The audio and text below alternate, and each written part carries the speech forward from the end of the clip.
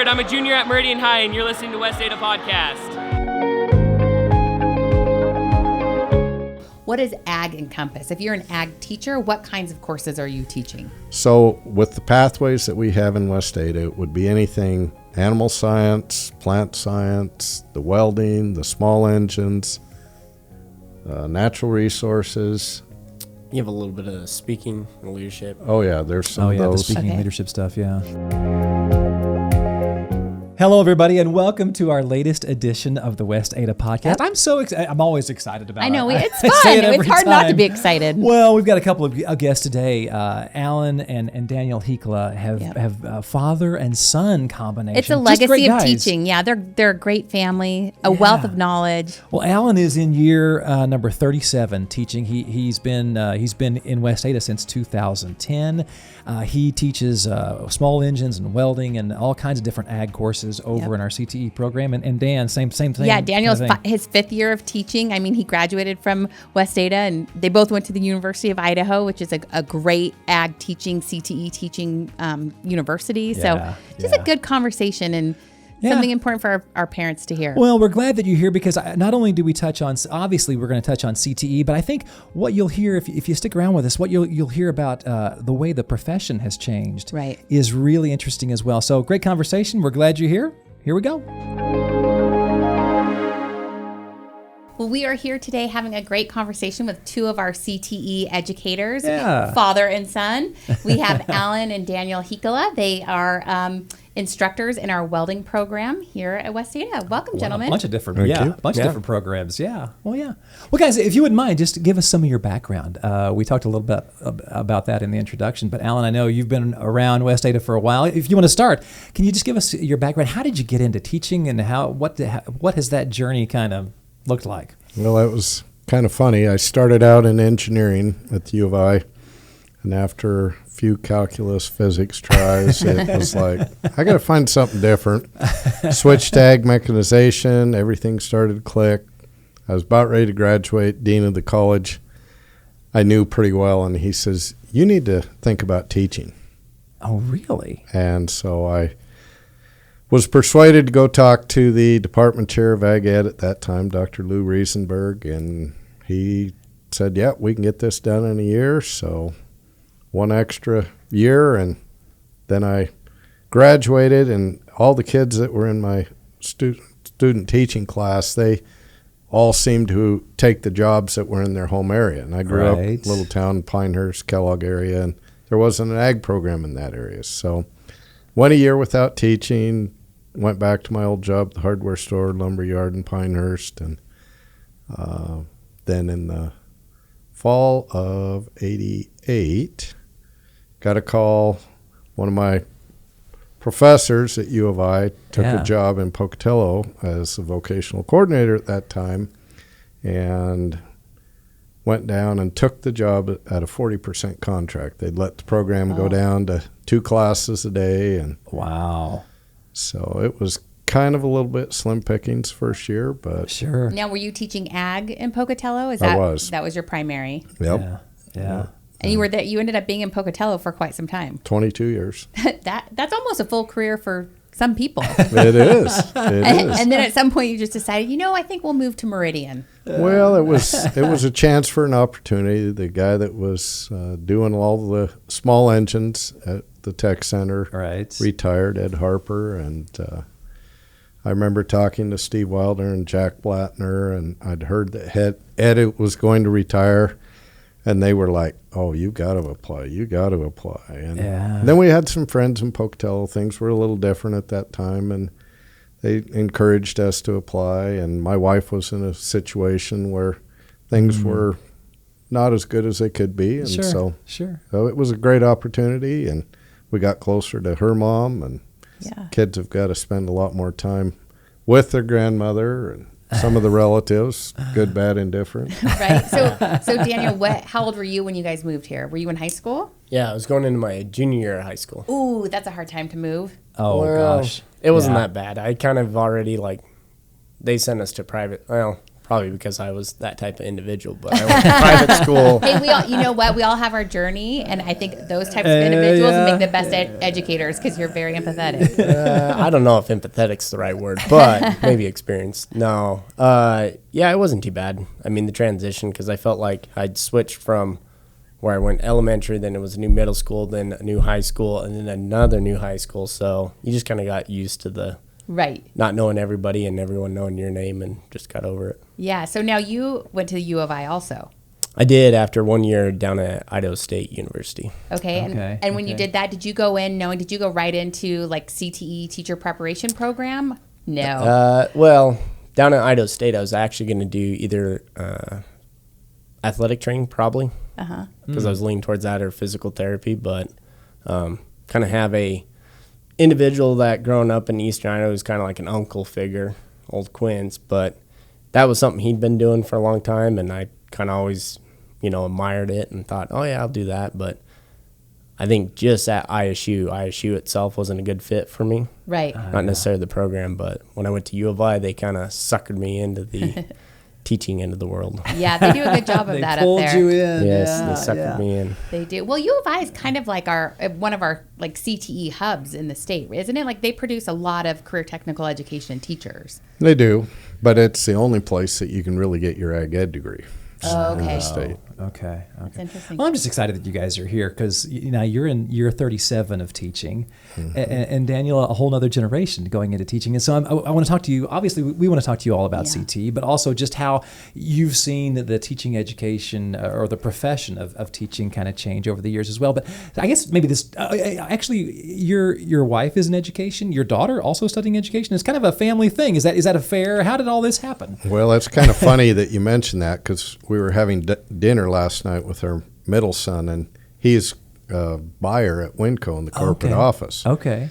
And when we had that news article done a couple of years ago on us, one of his friends called him up and said, like, hey, what are you, the black sheep of the family? They never mentioned you. Right. You didn't do the education thing, man. What's up with you, man? No, but he's really bright, and he does well with Winco, and he's having a lot of fun. That's cool. So that's cool. Well, I think that's kind of a testament to how much maybe you enjoy the art of teaching. I'm not trying to put words in your mouth, but your kids have gone into the profession as well. And I grew up with a parent my mom was a teacher administrator, and I was like, no way in heck I want to be a teacher. Like, they spend long hours. She's always in her classroom. Yeah. She didn't really have the summers off. She was always preparing stuff. So I think it's good that you maybe didn't taint the profession in your household. Well, they were involved 100% of the time, the kids were, and they spent a lot of extra time at school, whether it was sports or just doing some of the FFA stuff that we did. So they either got to like it or got to begrudge me. Well, how has teaching, starting kind of from a 30,000-foot view, how have you seen teaching and the profession change over the years? Well, the technology changes are amazing. You talk to people, well, especially these young ones, and you say, we used to have to build everything on, and copy on a mimeograph machine. Oh, yeah. And we say, what's a mimeograph machine? Yeah, and then you talked about making your duplicate copy that way, and just the pain it was to make a copy. And then the quality was so-so. Then we went to copiers, and, now we've gone to the point where we are using Teams. Teams is awesome. I mean, Daniel's really good at Teams, shows me a lot of things along the way. And so what you can do on Teams and saves a lot of paper. But the offside, we spend a lot of money on this technology. And years ago, we had unlimited paper, but we didn't have, I went into a program that had an old Apple IIe. Yep. Right. And I was like, okay, what am I supposed to do on this? Because when I went to the U of I, computers just came on campus like a year or two into school. Right. Yeah. Well, and in education, we talk a lot about mentoring. Like you usually try to pair a veteran teacher with a new teacher to have that mentoring component. Yeah, absolutely. But it sounds like it kind of can go both ways. I mean, you're clearly mentoring him in the art and craft of, the pedagogy, the art and science of teaching. But likewise, he can kind of help mentor you with teams and things like that are more inherent in his generation, I'd say. Right. Yeah. And he really is into the technology end that, like, pushed really hard to get us a CNC plasma cutter that was up to speed. Right. Yeah. So to say nothing against Mr. Blattner, but the old days were the old days, and this new machine is amazing what it'll do. And Daniel he sails around that thing. Oh, that's cool. And it's like, why should I learn this? I've got Daniel. Yeah. Well, Daniel, that's what a few of them say. for perspective, I think really, like, maybe got ahead of ourselves a little bit. Which courses, what CTE pathways or courses are you each of you teaching? This year I should say it's all welding. So you're exclusively welding this year? Exclusively welding. Well, that's kind of how they sucked me over originally. Yeah. But in the past, I've done a little bit of small engines. Okay. But the small engine guru is still my father. Yeah. Like, I don't take that title any day. I did see your name on the small engine classroom today when we were touring around the Ag Expo. So are you doing any welding right now, or are you just doing small engines and that kind of thing? Yeah, I've got a sophomore welding 1 class and a senior welding class. Okay. Well, I mean, the obvious question for you, Daniel, what kind of resource has your dad been? And I mean, kind of talking about this technology stuff.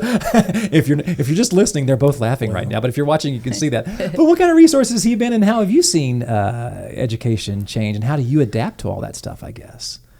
Well, I guess you could say unique because I saw the pre-COVID. I know we hate talking about COVID, but there was definitely a big shift that happened during COVID. I think both good and bad, depending on how you wanted to see it. In terms of my dad being a resource, it's not, I don't know if it's because I've witnessed most of my life of him teaching. It wasn't necessarily I'm in here getting lessons on the pedagogy or that, because I witnessed it and you just kind of replicate it or figure out what works for you. But it's more kind of the little things, whether you're out in the shop and you're like, all right, like this method for fixing this issue is not working. Like, what's an old school tactic? Yeah. Or, something like that. He loves geometry. Me. Questionable. So, like, hey, what's the angle supposed to be on this thing? And he'll whip out the math, and I'm like, I'm going to cheat and go use the computer, Right. Deal. But now, do you think what you have just because of the familial relationship that you're able to do that, or do you see a lot of your colleagues kind of with that same collaboration and banter and things like that where they can ask for help? It depends. It's kind of interesting. It solely depends on the type of individual.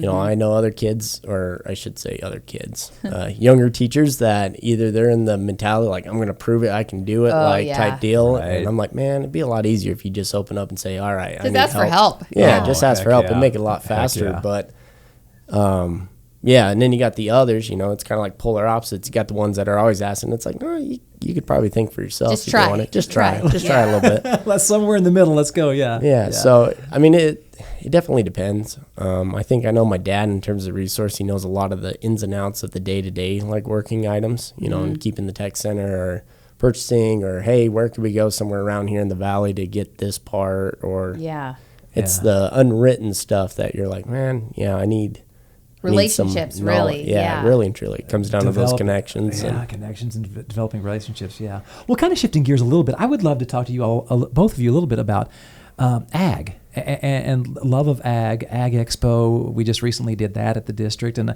I'll even include a video in the show notes. But maybe starting with you, Alan. I mean, agriculture. Why is that such a great part of CTE and what we do over at Meridian High?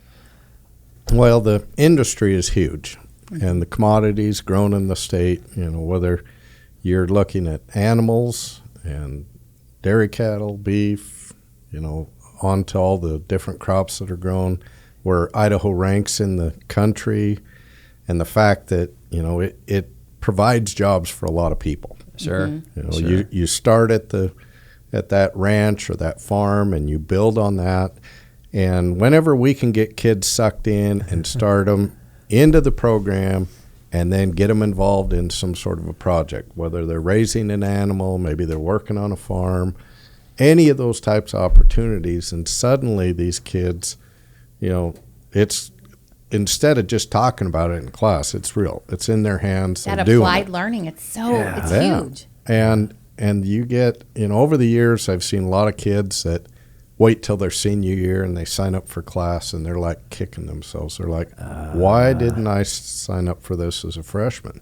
Right. And, we're pretty fortunate in this district. We see about 20% of the high school student population in our program, because we have something going at every high school. Right. And so we see a lot of kids. When you look at the numbers, around the country, we're a very unique, very big program. Right. Every time we talk to National FFA, oh, you're the guys with those big numbers. Yeah, okay.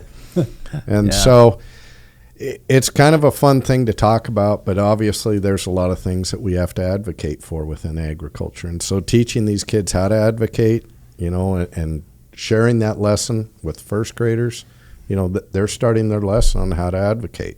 Yeah. We had Hunter Funk come through Channel 7. Oh, yeah, newscaster yesterday, got talking to her, and American Falls graduate before Daniel was there, but nonetheless, she was an ag issue participant, which we do at Meridian, and it's just kind of funny how these people, have this ag background, but now they're in a different role. Sure. But they still have the love for the industry. Well, cool. And it is very impressive, just our work and seeing the Ag Expo that Meridian High hosts, or Business Professionals of America. These students are eloquent, well-rounded, like you say, able to advocate for themselves, speak to adults and professionals. It's just impressive.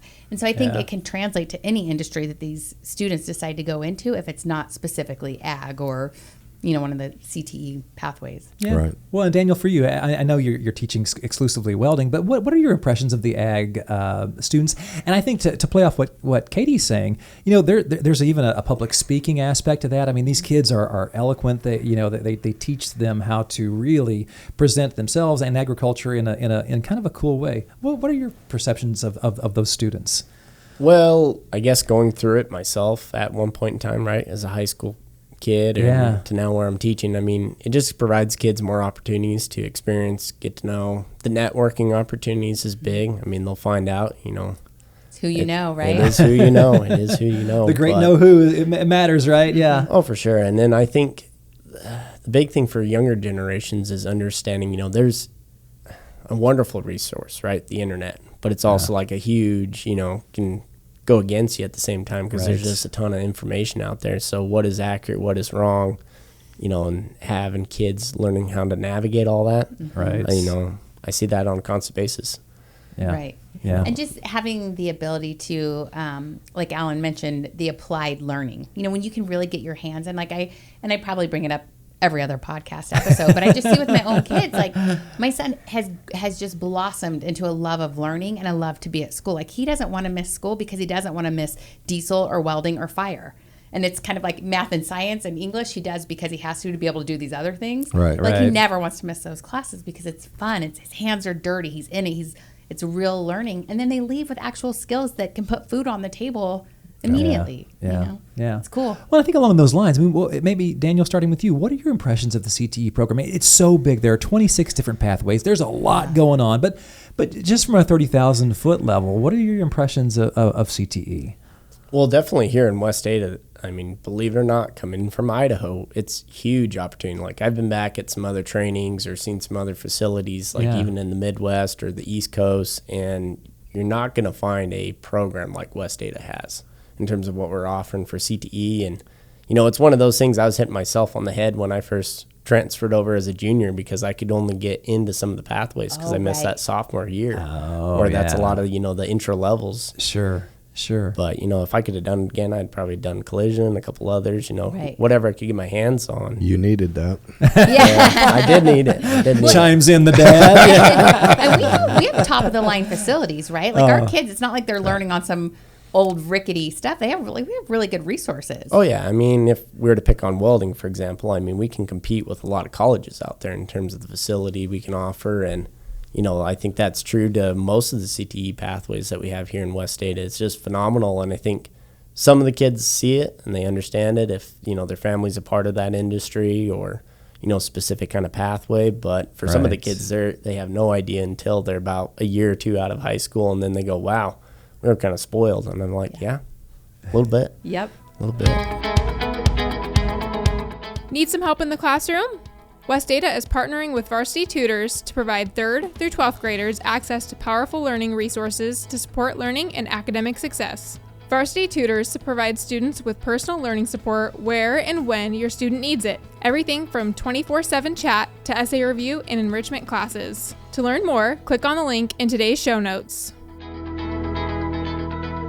So, Alan, being in the district for the amount of time you have, surely you've seen our CTE programs grow. I mean, I know just in the time that I've been a West Ada parent, I've noticed the effort to focus on more college and career ready, those CTE programs. What's that growth been like for you? It's been quite a picture, because it seems like, if I remember this correctly, my first year in the tech center in 2010-11, the auto collision classroom was being used by a math teacher. Oh. And we had 7 ag teachers district-wide. It seemed like I traveled for half a day, one of the A or B days over to Mountain View to teach some class. And now we're at 13, should have been 14 this year. We had to kind of suck it up a little, take on a little extra load of teaching, but it's all good that way.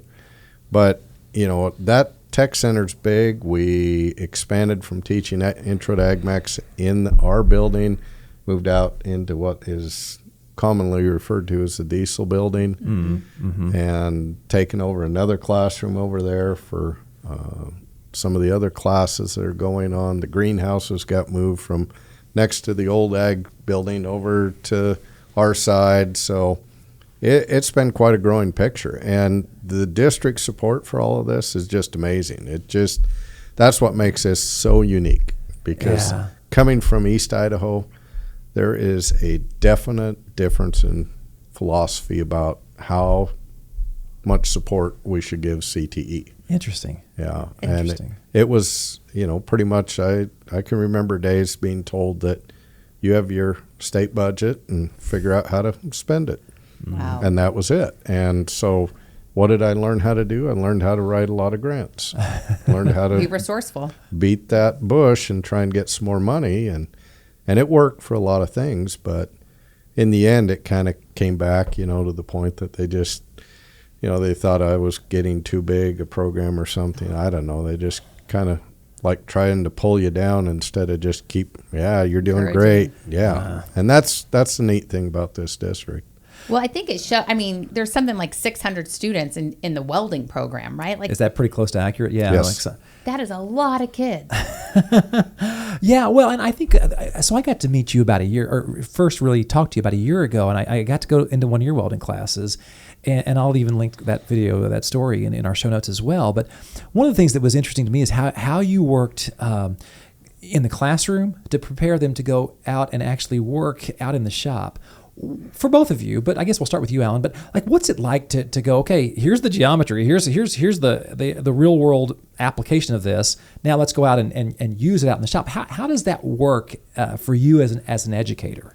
Well, it's a little bit challenging, because those kids would just soon head to the shop and work. Of course, right, day one, because they love using their hands. Yeah, they do. Right, but the theory behind a lot of this stuff, and like when they get to be a senior in the welding program, they've got to learn.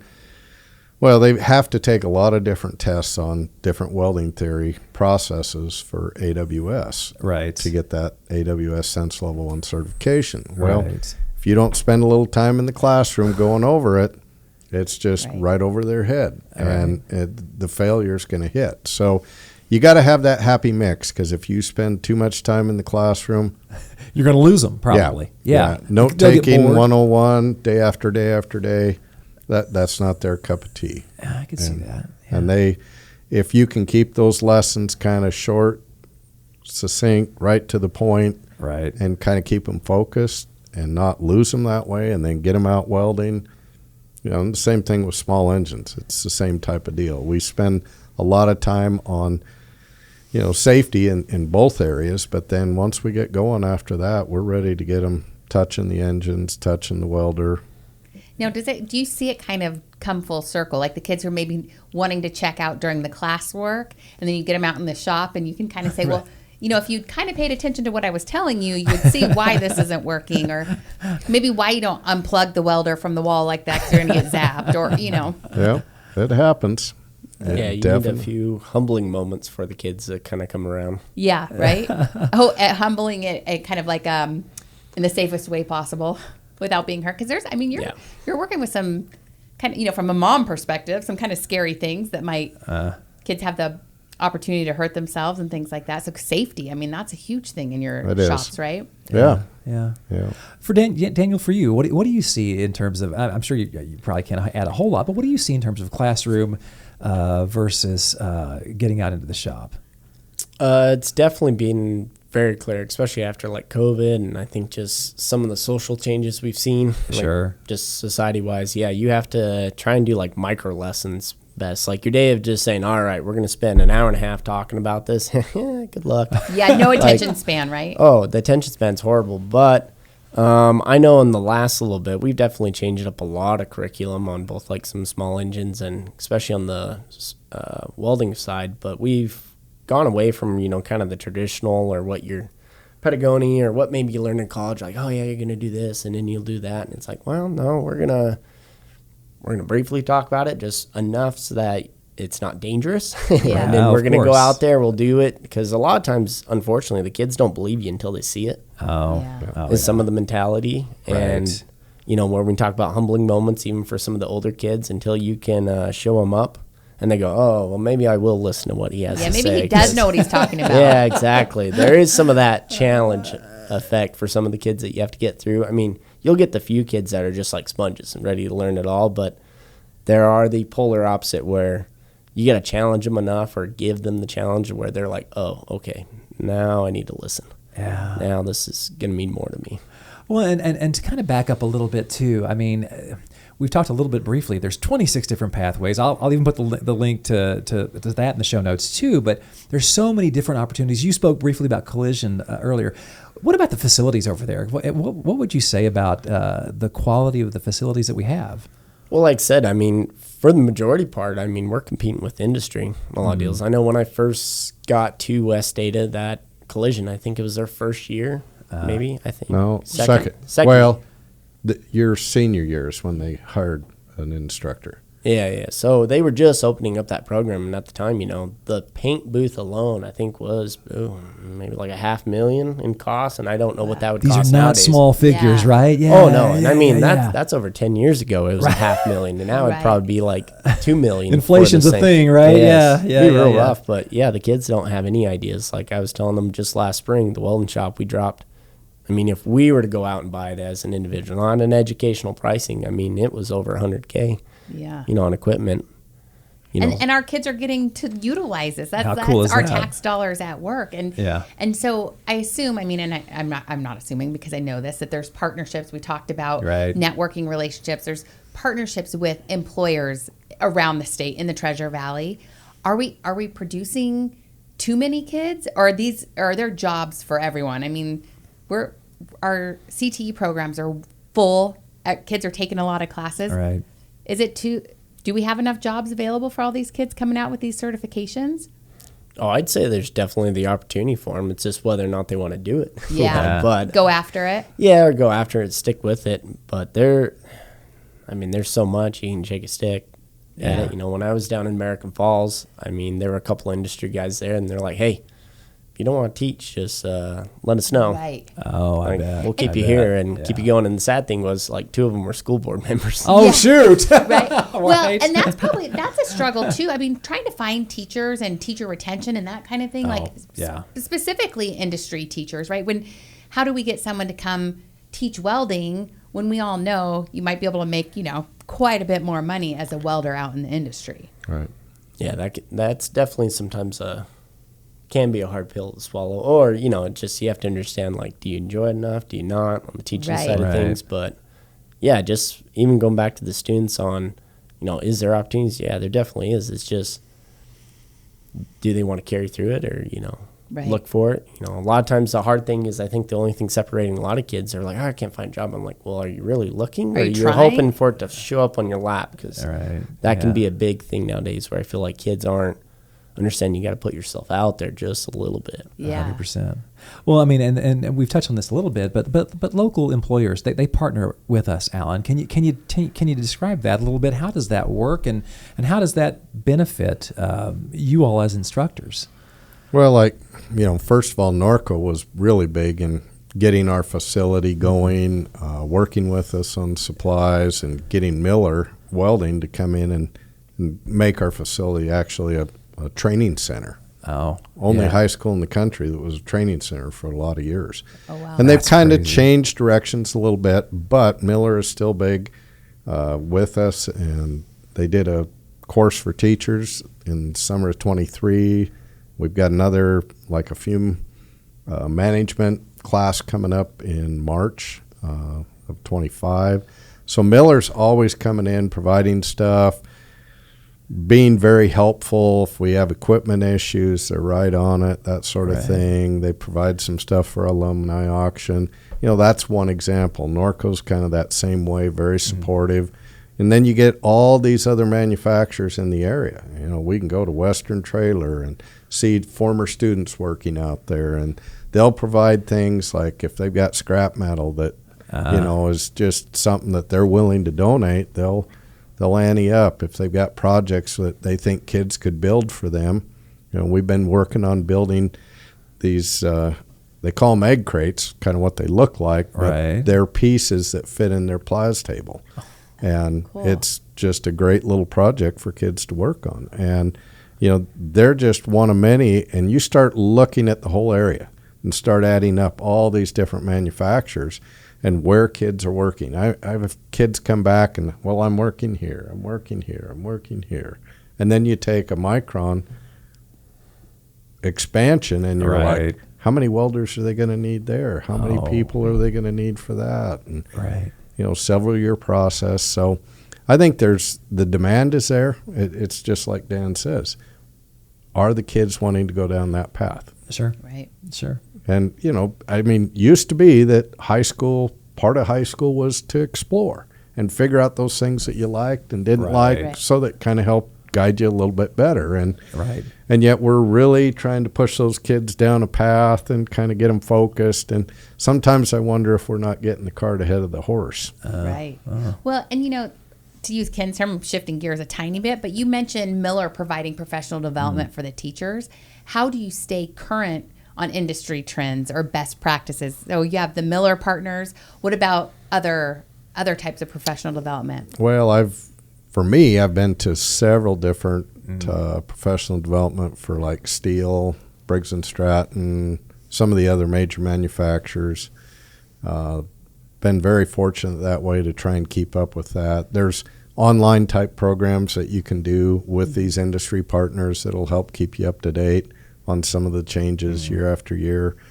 We actually held for teachers a Briggs & Stratton factory school this past summer at Meridian, and it's called Power Distributors, but they're a wholesaler for Briggs & Stratton parts, among other things. And their educator came in and taught the class for it. And so we get a lot of good opportunities that way. We do in-service every year for ag teachers statewide, and through that in-service there's a lot of different activities that take place that either you get to go on a tour and learn about something in the industry, or you get to do some sort of workshop that is going to bring you up to date on some of the latest and greatest. And the opportunities for ag teachers are just endless. You know, I should probably clarify right here too, because you're using the term ag teachers, and for our parents listening, they may not be familiar in this industry. So, what does ag encompass? If you're an ag teacher, what kinds of courses are you teaching? So, with the pathways that we have in West Ada, it would be anything animal science, plant science, the welding, the small engines, natural resources. You have a little bit of speaking and leadership. Oh, yeah, there's some of those. The speaking and leadership stuff, So kind of the things that would fall under FFA. Yes. Okay. If you take any of our ag classes, then, you know, if you're in at least one ag class per year, then you're able to join FFA and kind of participate in those activities. Okay. Well, it's a little bit counterintuitive. Hint. Yeah. Hint. I know. I'll talk to him when I get home. Okay. I think Nesbitt was working on him last year. Yeah. Sorry, Dan, what were you going to say? Oh, I was just going to say, he probably says ag teachers quite a bit, because I know in Idaho, a lot of your CTE classes, especially in those rural districts, right, it's got an ag teacher that's kind of, he might be teaching what here in West Ada we have a construction guy that does all the structures. Right. Where they might have kind of a small engines that's almost partially automotive. It just kind of depends on the area and what that district has. But I know in Idaho, a lot of your CTE programs are ran by ag teachers. Yeah, and if you look at statewide, you want to talk about interesting changes. When I started teaching, there was just under 80 ag teachers, 90 ag teachers in like 75, 77 programs. And now we're well over the 150 mark on teachers. Oh, wow. When you take towns like Council, Cambridge, 2-teacher program, it's like crazy. And part of my deal is teaching for 22 years in Pocatello. I was the only teacher. I was the ag teacher because I had to teach all of these classes that you're talking about here, or at least some components of each of those, to give the kids the opportunity. Well, I think the obvious question when I hear you say that is like, okay, now we got 14 ag teachers over at Meridian. How nice is it to be able to collaborate and work with a team? How has that changed for you? Oh, that was a big change for me because I was used to just doing my own thing. One-man show. Yep, making it work, and suddenly it was like, oh, I've got to get this, and this done. Oh, interesting. Probably good and bad, I guess. It was. Yeah, a little bit of both, good. Sure. Yeah, but it was very professional. It was very, upfront. A lot of good resources already put in place. So it was just a matter of kind of, focusing in on that direction. And then, like Dan says, and he's been very instrumental in pushing a lot of these changes in the welding curriculum and getting things a little bit more, especially with the advancement of trying to get double blocks now where a student might take the entire year's class in one semester, so he's taking it for 2 class periods. And so Dan's pretty well the lead gun on that one. Follow West Ada School District across your preferred social media channels: Facebook, Instagram, Twitter, Nextdoor, and YouTube. You can find us there today.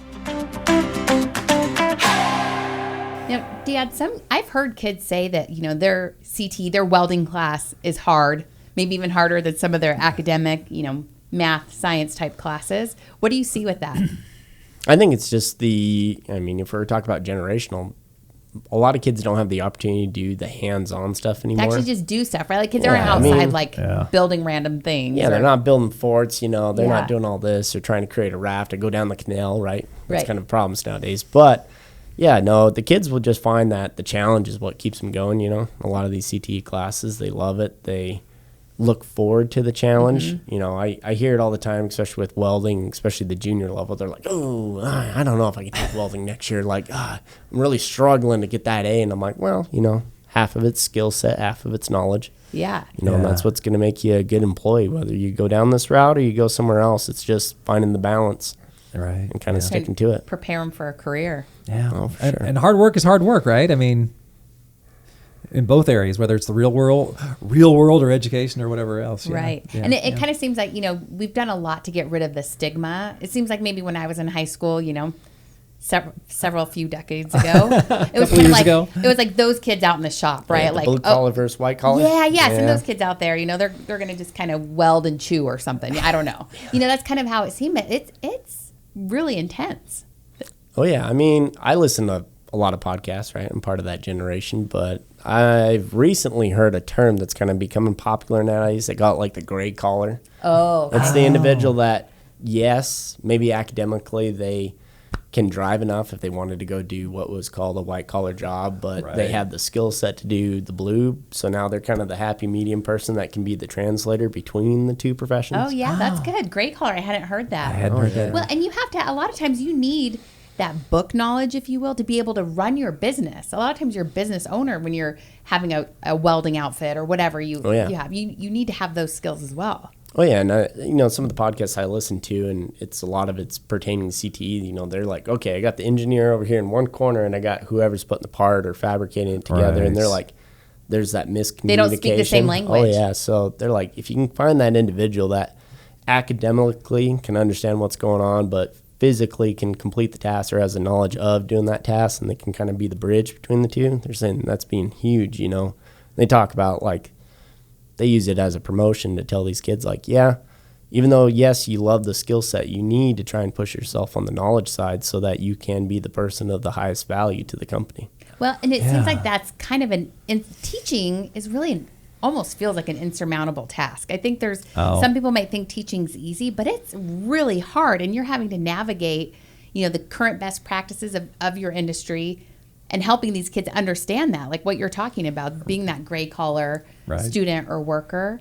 Well, and this kind of struck me just a minute ago, Katie. I was talking, a couple of episodes ago, we had our college and career counselors on here, and so we were talking a whole lot about getting your college education.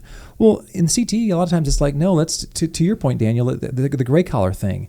What's it like to go, okay, I need to help this kid identify, is going to school, going to college the best route for me, or is getting a career the best route? And it's not your job as teachers to really to do that for kids, but how do you approach, Alan, helping kids figure out, hey, what's my path? Well, we like to explore opportunities with kids and just throw out ideas. Do you want to weld underwater? Do you want to weld pipe? Do you want to stay in the area welding? What is it that you want to do? Sure. Or do you want to become that foreman in the shop that's running that whole line of trailers and figuring out where everything needs to go at what place and one time? Yeah. So, getting these kids to explore opportunities is just a big part of what's going on. And no, we can't force them down any certain path. I mean, a lot of parents come in, oh, God, can you get our kid going down this path? Well, I'll do my best, but I can't guarantee anything here. Sure. Well, and to your point, Dan, I guess, but if you can find a kid that could speak both of those languages, I'm using air quotes here, but boy, that employee would be valuable, correct? Oh yeah, it's just because now instead of you having that constant battle between, two different mindsets, you have somebody that can help bridge the connection between the two. Sure.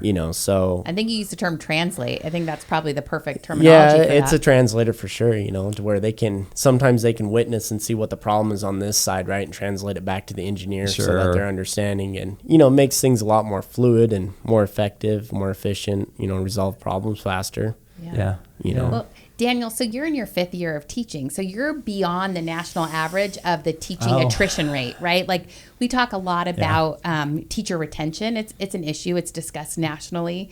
I think we have pretty great retention rates here in West Ada. Yeah. But it's a pretty demanding career. Does it feel that way to you? I'd say if you're in your 5th year, you might be in it for the long haul. No, it's one of those. I feel like every year, even where I'm at, I am fairly happy right now. But even last year, I was kind of starting to get on that fence. Right. It's tough. I think some of the biggest challenges is, I wouldn't say it's students. I don't think it's ever the students. I think it's either like policies that are coming down the line, or how well do you work with your admin? I know several other buddies, or in different districts, like that can be a huge deciding stumbling block, is either your administrative support that you're getting, or what community you're in can be a big player into it. So there's a lot of factors. I think the biggest one that's probably heavily talked about is the work-life balance. Finding that, learning to say no. That's a hard one, especially when you got a father that didn't train you to do that. Right. Yeah. Come on, we all love working for free. Well, yeah, it's just trying to find that balance. And a lot of things have dramatically, I think, changed just since I've even changed in terms of like what we're doing, how we're approaching education. What they're wanting from teachers. It always feels like more instead of like, all right, we need to just simplify. Like, what's the bare minimum we need to get through? And then if we get through that, can we go beyond that? Yeah. It's I like think always that's a putting big- more on your plate and never taking any off, it feels like. Yeah. Well, and- you have another step here in CTE in the fact that every day in those shop settings, something breaks. Oh, Right. real world problems, right? And, yeah. Sometimes it's a simple fix. Sometimes it takes some time to fix. And so in addition to all these other requirements, grading, management, attendance, the list Emails. goes on and on. Yeah. Yeah. Then you've got, well, if you don't fix that piece of equipment, who's not going to weld tomorrow? Right. Or if it's a major, And like the work piles up, right? exactly. Yeah. And so trying to figure that out, it gets kind of consuming. It's pretty good right at the moment. The three of us that are teaching in the welding shop, we get it, and we're working together to try and keep things going. But I've got kind of a uniqueness where I've got welding stuff, I've got small engine stuff, so I'm getting pulled two different ways Sure. to try and get that done. So sometimes I'm not as great a help in the welding as I should be, but Well, and Dan touched on it, but the whole work-life balance thing. I mean, you've been doing this for almost 40 years now. I mean, it's been a while. Has work-life balance changed? And Dan even said, hey, this guy says yes, he goes for it. How has work-life balance changed? Has it gotten more difficult? Is it the same? What do you see there? Well, the biggest thing I think that made it possible for me was having a supportive wife. Shout out to Gay. She's Yep. lovely. Yeah, and I mean, if you can have a supportive spouse and a person that would come to activities on occasion, travel with us on occasion. She's been to a lot of FFA events when the kids were active. That makes a lot. But there's still days that, she would say, are you coming home for dinner? Or when are you going to come home? How or long is this day going to be? Are you going to be there all night? And, Daniel's right. I'm not a great person at saying no for a lot of that stuff. But I think I've, in this situation, I've probably cut back more and, because some of this has gotten spread out over the plate a little bit. Sure. Right. And so I think I tend to value the time at home better and don't try and go in on every weekend and, do something, things like that. Well, and I think that's a thing for a lot of teachers. I think, outside of education, folks might think like, oh, teachers have a kid's school schedule, they're off on summers. But as a teacher's kid, that's not true. My mom never got home before 5 o'clock. Right. We were in there on weekends. She was grading papers all weekends. We were in her classroom in the summer helping set up. And I think that's something that people should be cognizant of. Yeah, and ag teachers are unique in the fact that we get extended contracts to work with the kids in the summer and get ready for the fairs and that sort of thing. So, well, and listen, I know. Listen, I was working in journalism when the pandemic hit, and you mentioned the pandemic earlier, Daniel. I mean, it's like I don't want to come across as whining because all professions got harder during the pandemic. I mean, that's just true. But how would you respond to that, Daniel? How did things change? And how has teaching bounced back? I mean, I know it's a big, broad question, but what's your opinion there? I think right now we're going just through a big shift. I think the pandemic just woke everybody up, kind of made them reevaluate everything going. And I think that's probably been some of the frustration. I think that retention rate that everyone talks about, like in education, they're like, ooh, retention's a tough thing because I think right now you got a lot of districts out there, a lot of states that are trying to like, oh, shoot, we were missing this that we didn't see, for so many years, this pertaining issue, or industry saying now this is a problem, or hey, what can we do to this, or now communities are wanting this, they're getting pulled a lot more different directions. And I think the challenge that we're running into right now is maybe some of it has to do with technology that we think we can move as fast as we do, but we can't. And I feel like sometimes we need to just slow down a second and be like, all right, like we'll try this. And then we'll try this and kind of move forward. Where I think right now we're like, oh, we can do this, we can do this, we can do this, and it's the whole multitasking. We can't keep up. But I mean, I recall like friends of mine saying during the pandemic, all of us being like, oh wow, we were forced to slow down and stop, and it was so refreshing. It was actually kind of nice to take a breather and focus on things that mattered. And then now we're just trying to fill our plates back up when we could spend more. Well, and I think that's just the incorporation of technology really got implemented during that time period. And I think that opened up the eyes where you're right. There was like a year or two where it felt nice, like, oh, okay, cool. This is, everyone's like, and I'm like, it's all right. It's all right. But now it's getting to the point where, all right. And then those brain and all those ideas are starting to roll and play out in everyone's heads. And they're like, oh, I want to head this way. I want to head this way. And it's like, man, well, I don't know if we got enough time for that. Let's stay focused. Yeah, exactly. Well, what other stressors are there? I mean, are large class sizes a thing? I mean, what stresses would you identify, Alan? I think certain activities during the year, things that, community events like Ag Expo, breakfast, different things, banquet that come along. Which are good events, but it just adds to the plate, right? Adds to the plate. And so that, you're trying to train kids to compete within a FFA career development event. And those types of things, I think, add to the stress level. And, is there stress to compete at a certain level? I just expect the kids to do the best they can.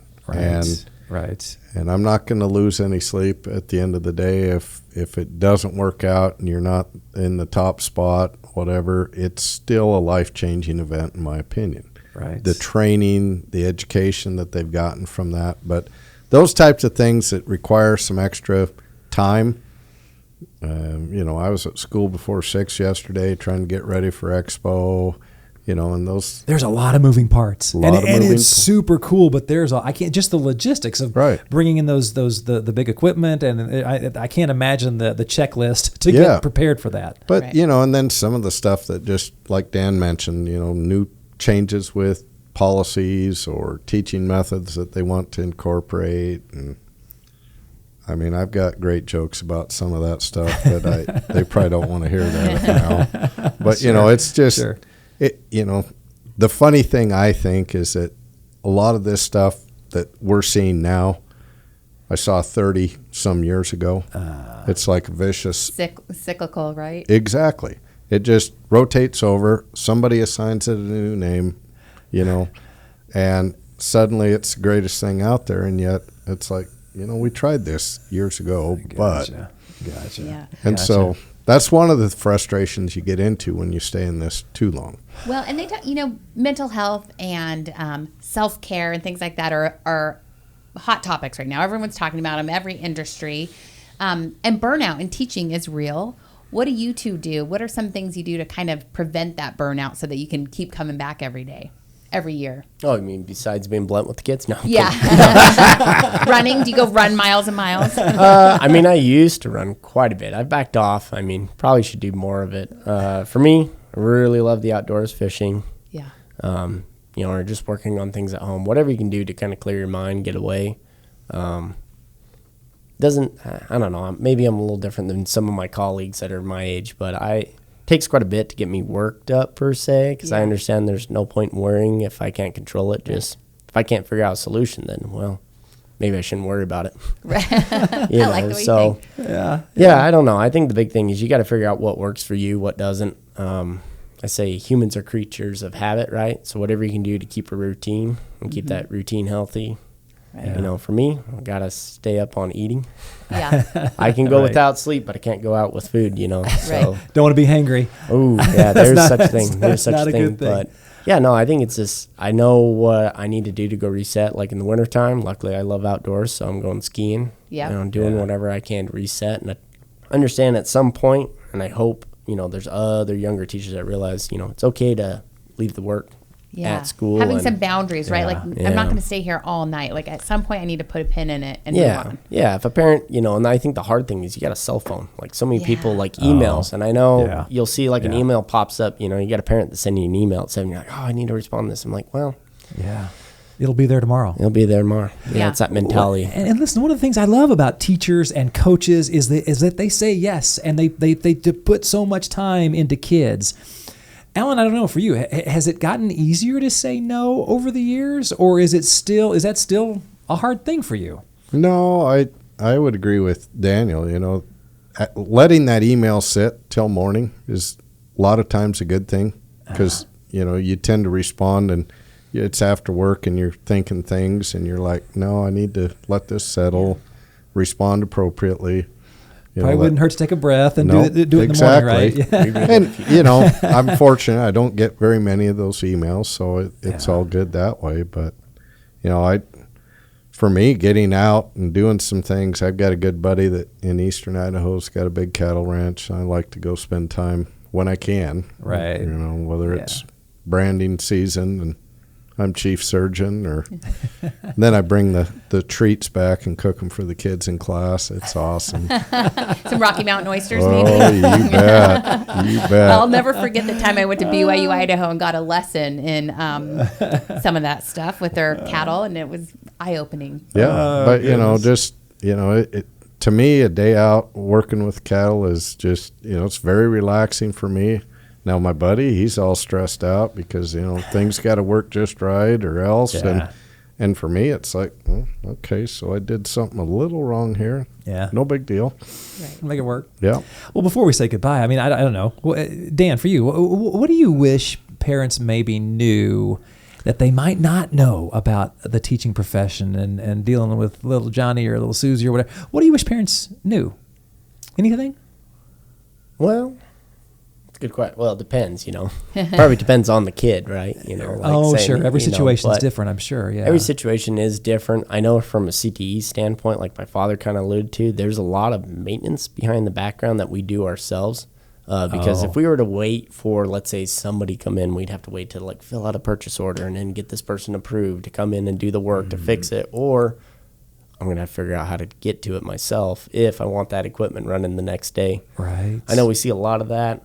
Sometimes that's hard for the parents. Like, why didn't you see my email? I sent it to you 30 minutes ago, and you're like, I was out in the shop. What do you want? I was making sure your kids weren't welding their fingers off. Yeah. We didn't want any issues, So I think sometimes there's a misgap on that, and then just understanding that. I hope not, but for the majority part, I don't think some parents get hung up the teacher just has it out for my son or daughter. And it's like, no, because trust me, it's a lot more work to sit in here and email you and do any of this stuff. So there's probably a miscommunication somewhere along the line, whether it was teacher to student, student to parent, or parent to teacher, I think a lot of things, and we hate to talk about communication needs to be better. It's just be patient, right? Yeah. Be patient. Things will settle out. Yeah. If you give it a day, who knows? It might not even be a problem one day later. Right. Alan, same question for you. I mean, what would you say? I mean, you've been doing this a while. Yep. What would you say that parents might not know about what's going on in the classroom? Well, I think one of the things for me is, we start out with high expectations for the students, every year from the get-go, and, have some pretty some rules, guidelines to follow. Yeah, so sometimes kids think that, man, that guy is not very nice, or he's pretty strict, or something like that. And that's not the case. But it's just we're trying to get the tone set, get the kids to understand that there is a process, and they're going to be better for it down the road, because they are going to be better on the job when they have a safety meeting and they've got to listen. Right. If they can understand all that. Yeah.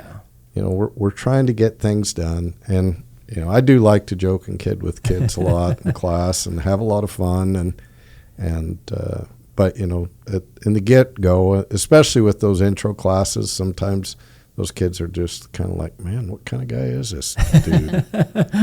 This Heikkila guy, what are we going to do here? Yeah, you're not just being tough for no reason. Yeah. You have a timeline, and there's a lot of information you have to impart to these kids to get through in the year. Yep.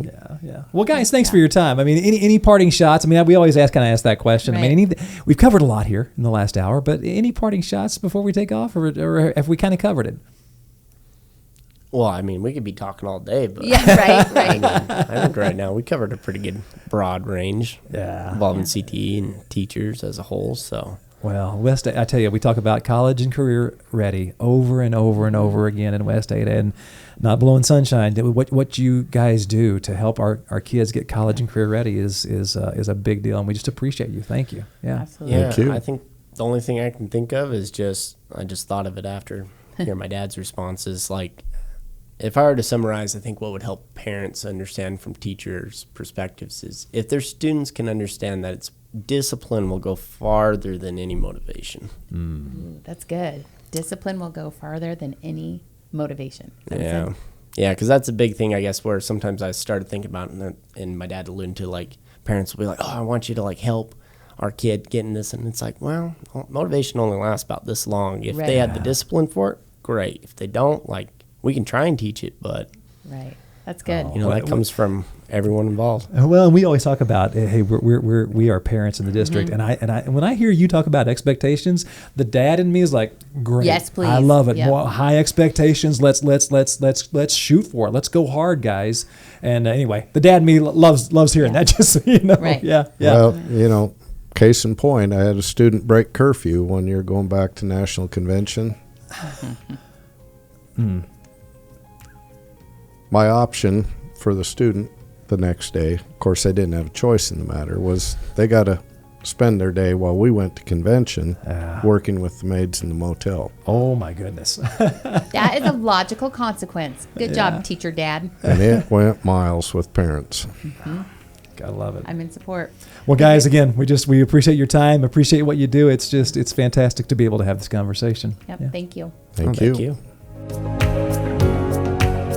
Well, just can't thank Alan and Dan enough for being Right. here. Just a great conversation. It is. And I know I'm beating a dead horse. I say it all the time, but I'm just so grateful that my kids get to learn from educators like this who are passionate and care and are extreme wealth of knowledge and are willing to share that with our kids. It's very cool. We appreciate them being here. And obviously, as always, we appreciate you being here as well. If you haven't subscribed to our podcast yet, please do that wherever you get your podcast, Spotify, Google, Amazon, or if you listen on Apple, if you wouldn't mind, leave us a review there. Please do. You can also go to YouTube and subscribe to our channel there as well. You can watch the podcast there.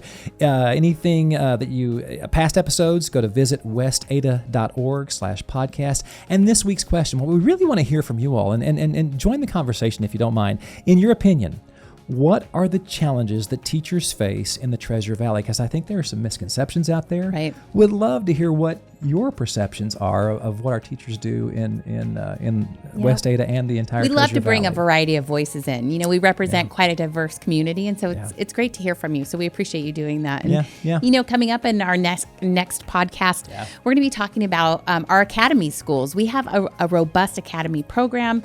We have several academy schools around, and we'll have Kristen Hayner. She is our administrator of alternative education. Yes. And then Mike Hanneman. I mean, he is just such a gem. He's our principal at Rebound School of Opportunity and Virtual Schoolhouse, and he just has a heart for kids. And so I think that's going to be a phenomenal conversation. Well, and to be completely honest, when I was just a parent in the district, I didn't really know about our academies. So I think this will be a great opportunity for you to listen and go, oh my gosh, I didn't know we had those opportunities. So anyway, we're super excited about that one. Yeah. Well, thanks for being here with us, and we'll see you on our next episode of the West Ada Podcast.